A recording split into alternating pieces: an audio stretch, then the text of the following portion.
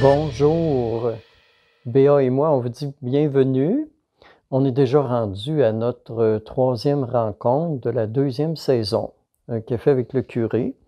Alors, on partage un café ensemble et aujourd'hui, le thème qu'on pourrait donner à notre rencontre, c'est « Dieu prend un visage humain ». On va essayer de découvrir un peu plus qui est Jésus-Christ. Ça me rappelle déjà une petite fille de 2 ans qui un jour m'a demandé « Est-ce que Jésus faisait pipi comme tout le monde? » Elle ne voulait pas d'un Jésus qui ne soit qu'une statue qu'on retrouve dans nos églises. Elle voulait d'un Jésus humain. Alors, je pourrais encore penser à un nouveau converti qui était un gars qui prenait beaucoup de boissons, puis qui était devenu agressif avec sa famille. Puis, à un moment donné, il s'est converti à Jésus-Christ, puis il est devenu sobre, est entré dans les alcooliques anonymes. Puis là, il rencontre ses anciens chums de boisson. Puis là, ils lui disent « Comme ça, là, tu t'es converti à Dieu. » Il dit « Oui. » Puis il dit « Qu'est-ce que tu peux nous dire sur Jésus-Christ? » « Bien, ce que je voulais savoir. Il est né en quelle date? Je ne sais pas. Il a vécu à quel endroit? Je ne sais pas. Il a fait combien de miracles dans sa vie? Je ne sais pas. C'est quoi les choses les plus importantes de son grand discours à part de « aimez-vous les uns les autres » ? Je ne sais pas. Donc, sais-tu que pour un nouveau converti, tu ne sais pas grand-chose? Il dit « C'est vrai que je ne sais pas grand-chose, que j'ai tout à découvrir. Mais ce que je sais, c'est que quand j'étais avec vous autres, puis que je buvais avec vous autres, c'était rendu que ma famille avait honte de moi. C'était rendu que ma femme voulait se séparer. Les enfants ne voulaient plus me voir. Mais depuis que j'ai rencontré Jésus-Christ, mes enfants sont fiers de moi. Ma femme ne pense plus du tout à une séparation. Puis j'ai retrouvé le bonheur. Puis je contribue au bonheur des gens que j'aime. Puis ça, je sais que je le dois à Jésus-Christ. » Alors, c'est peut-être là l'essentiel de Dieu qui prend un visage humain pour nous inviter à être encore plus proches des gens qui nous entourent au quotidien. Alors, le vrai moyen pour moi de connaître le Christ, c'est de lire et relire les évangiles. Ça me rappelle l'expérience d'un prof de catéchèse en secondaire 5. C'est pas évident d'enseigner la catéchèse aux enfants en secondaire 5, aux jeunes. Et il avait essayé toutes sortes de trucs pour pouvoir les intéresser, puis il voyait bien que ça prenait pas.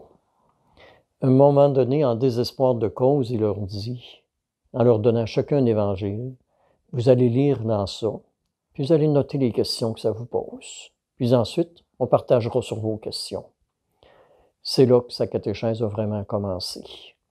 Après 2-3 cours, il a voulu commencer à répondre aux questions des jeunes. Ils ont dit « On n'a pas fini de lire. » Alors, ils ont lu pendant encore 2-3 autres cours.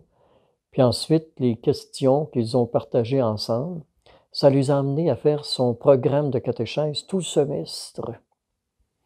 Alors, à partir de ce fait vécu, moi, je dirais que quand on lit les évangiles, on est confronté à plusieurs regards qu'on a posés sur Jésus. Comment découvrir Jésus?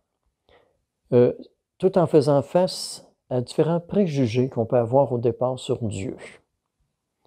Un premier regard nous montre que Jésus, il est un être impressionnant. Alors, il a été charpentier jusqu'à 30 ans, ça veut dire qu'il avait quand même une certaine puissance physique. Il a une voix qui me semble impuissante. Il parle à 5000 personnes, entre autres, à la multiplication des pains. Il n'y a pas de micro dans ce temps-là. Physiquement, il est probablement assez fort parce qu'il va renverser les tables du temple, puis il n'y a personne qui a eu le temps de l'arrêter. Puis, il combat des démons, fait qu'il y a une certaine force psychologique. Ça, c'est le premier regard. Un deuxième regard, en lisant l'Évangile, on constate que Jésus, il est d'une intelligence supérieure à la moyenne. il déjoue toujours les pièges des pharisiens, puis des scribes, puis des sadducéens. Alors on lui demande, par exemple, quel est le premier de tous les commandements. Alors à l'époque, il y a quelque chose comme 679 choses qu'on est obligé de faire si on veut aller au ciel, puis 539 réalités qu'on ne doit pas faire si on veut aller au ciel. Sinon, on est dans le péché. Alors, beau nid à chicane avec les pharisiens puis les scribes qui sont responsables de la loi religieuse, Jésus répond, je ne vous dirai pas lequel des commandements est le plus important, mais je vais vous dire l'esprit dans lequel on doit vivre les commandements, qui consiste à s'aimer les uns les autres puis à aimer Dieu de tout notre cœur. Un autre piège qu'on tend à Jésus, dans lequel il ne tombe pas, que je trouve très beau dans l'Évangile, c'est la femme adultère. Alors, on lui amène une femme qui était prise en flagrant délit d'adultère. Et selon la loi, on doit la lapider. Alors, on l'amène à Jésus. Puis Jésus dit que celui qui est sans péché lui lance la première pierre. Évidemment, si Jésus avait dit « respectez la loi, puis condamnez-la, lapidez-la », on lui aurait dit « ils sont où tous tes beaux principes de compassion, puis de pardon, puis de soutien, puis de miséricorde ?» Si il avait parlé de la miséricorde, puis de la compassion, on lui aurait dit « comme ça, tu te situes au-dessus de la loi, puis c'est toi qui fais la loi. » Alors, qu'est-ce qu'il fait? Il les relance à eux-mêmes. Et tous s'en vont. Pendant ce temps-là, Jésus écrit sur le sol. Ça a toujours intrigué plein de monde de savoir qu'est-ce qu'il écrivait sur le sol. On a dit toutes sortes de choses. Entre autres, je me souviens d'avoir entendu, il écrivait les péchés de tous les gens qui étaient devant lui. Pas du tout.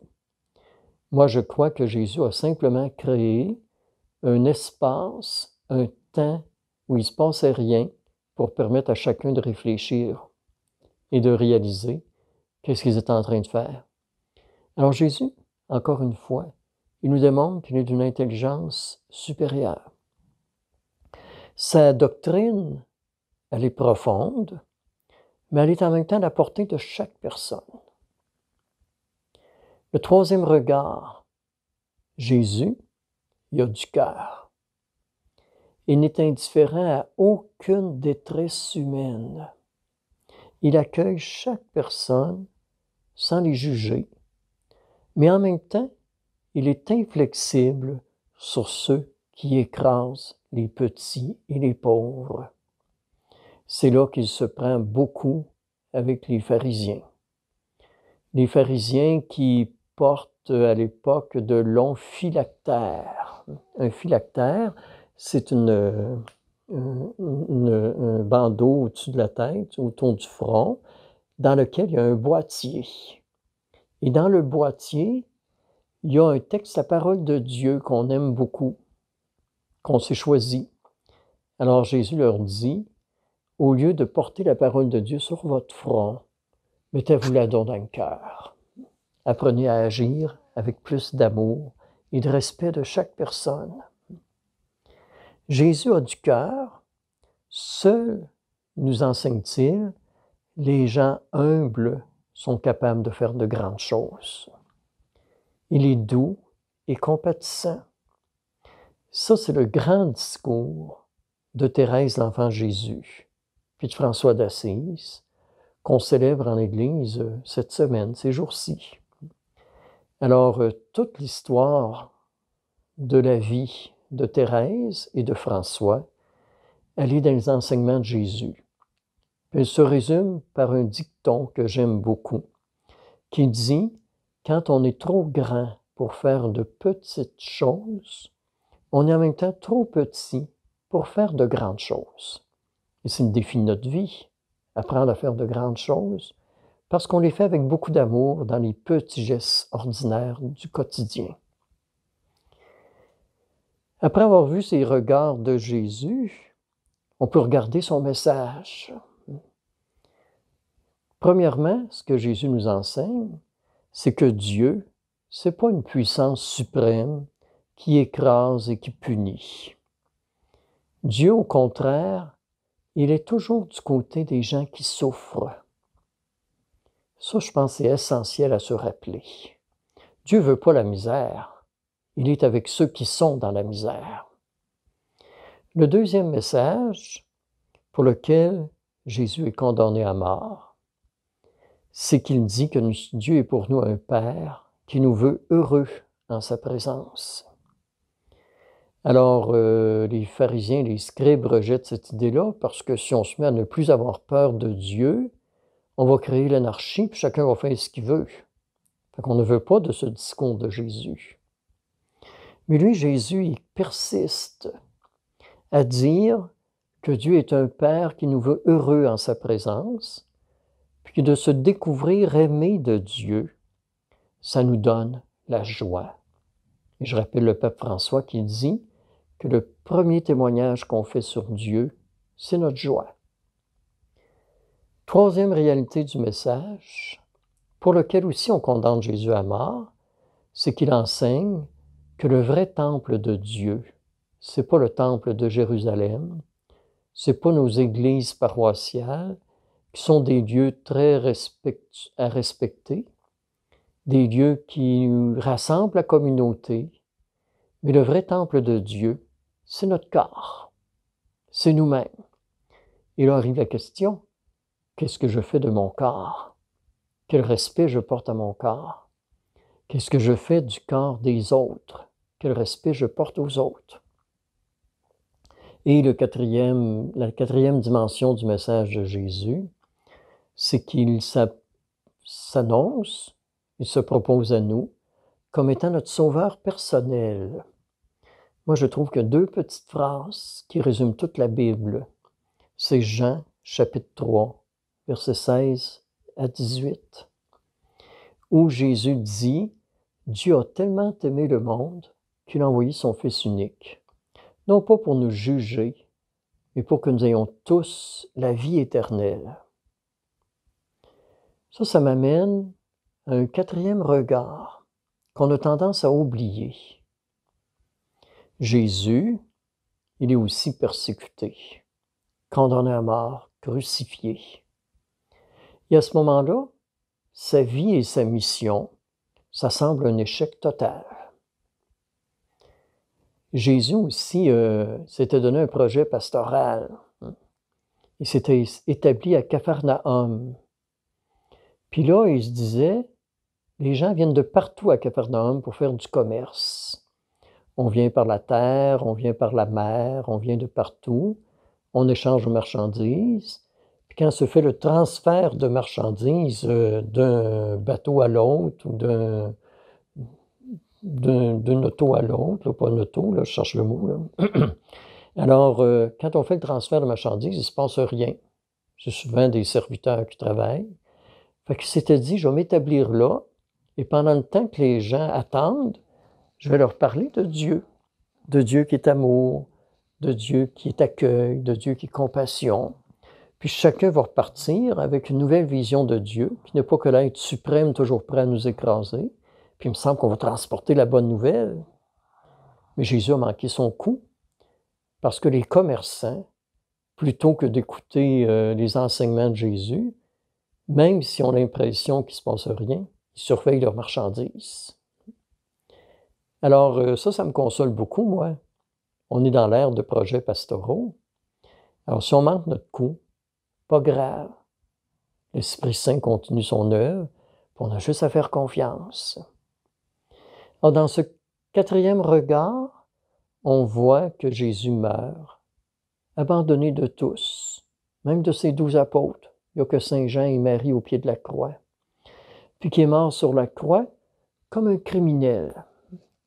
Alors, le tout qui fait qu'à quelque part, on a l'impression que sa vie est un échec.